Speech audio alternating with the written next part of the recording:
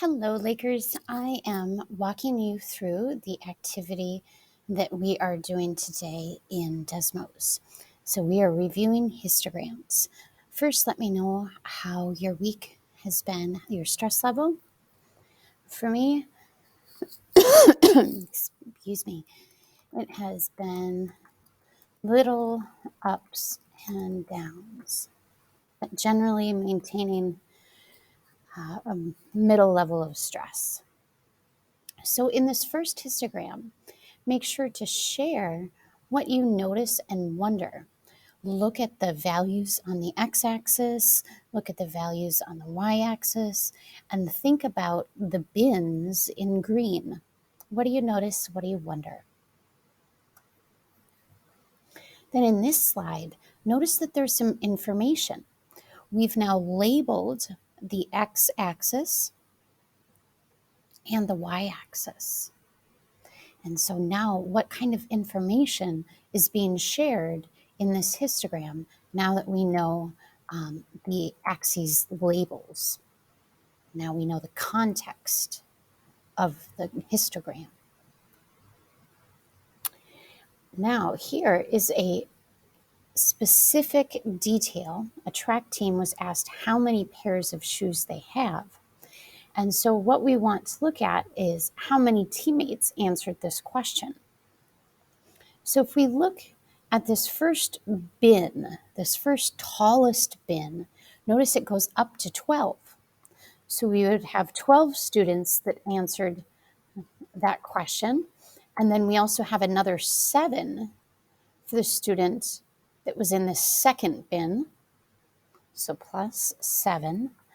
And notice that I'm just in a calculator. This tells us that we're in the calculator pad of Desmos. Okay, back to our graph. This is up to 3, so plus 3, and then plus 4, plus 2, and then plus 1. So 1, 2, 4, 3, 7, and then the tallest bin is 12.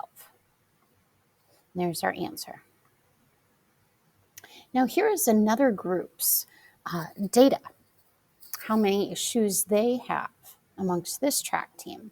So one student reported 1, and then 2 students reported 2, and then 4 of the track teammates reported having 3 pairs. So now what we're going to do is create a histogram using that information. 0, 1, 2, and 3, well, there's a total of 1, 2, 3, 4, 5, 6, 7 track mates in that group. So drag up the histogram to that height for 7. And then notice there's only one athlete that said a group of 4 to 7. That would be 5 shoes. And then notice 9 shoes and 10 shoes will be recorded in the next bin. So we have a total of 6 in that bin. And then keep going. How many in the 12 to 15? Well, there's only 1. Oops, that's 2. There's 1. And then notice that there is nothing in the 16 to 19 range. So we'll just leave that bin alone. And then lastly, 20, 21, 22, and 23 would be included in this bin. So there are 2 teammates and then 1 teammate in that last bin. And please pause the video wherever you need support. Now, please look and examine how we look at skewness. Notice if we start over here on the left, that is symmetrical. It looks like a bell. It goes up and then it comes down symmetrically. But when we're pushed to the left, as in stretched out on the right side or the positive side of a graph, then we are positively skewed. But if all the data is pushed to the right, that means we're stretched out on the left. We have less data on the left. And so we are left skewed if we have less data on the left. Feel free to look at these other representations as well. In slide 7, taking a look at this graph, notice that we start up at a 7 and then it goes down. It stretches to the right. So the graph stretches to the right and is also right skewed.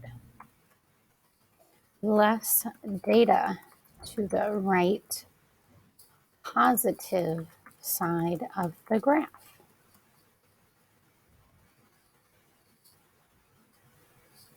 Now here is some data that some students collected around the ages of teachers. So please share what you notice or what you wonder from this graph. In here, we are looking for the frequency. So look at how tall these bins are and make sure to make precise measures and then add them up in the Desmos calculator. So there were 5 in that first group, and then 10, and then 7, and then 4, and the last bin is 8. So 34 teachers in total. Now here is where you'll create a histogram. And I would encourage you to use different colors as you're going through and keeping track of the numbers. Watch me, I'm going to do a couple for you. I'm going to start with red. So notice there are no numbers less than the 20s, but there are some in the 20s. So I'm going to cross them off as I go. There's 1, 2, 3, 4, 5. I see 5, and then I'm going to scan my numbers to make sure I didn't miss another one in my 20s. Okay, so I'm going to bring that one up to 5, and then I'm going to change color. I'm now going to go to red. Oh, I meant to change it to red. Now I'm looking for the 30s. So there's 1, 2, 3, 4, 5, 6, 7, 8 that I see. And again, look it over, make sure there's no 30s, and move it up to 8. And then maybe go to green and cross off the 40s, and then maybe black and cross off the 50s, and then purple, and then cross off the 60s. Now, once you have completed your full histogram, share what you notice. Lastly, here is some facts of the teachers who are older than 50 years old. Notice there were 6 that were in their 50s, 4 in their 60s, and I want you to think of what implications this has for the school with teachers of these ages. So please share at least one implication, and you are welcome to use the sketch to illustrate your thinking. Lastly, please let me know how confident you are feeling with histograms after this activity. Thank you for watching and doing it with me.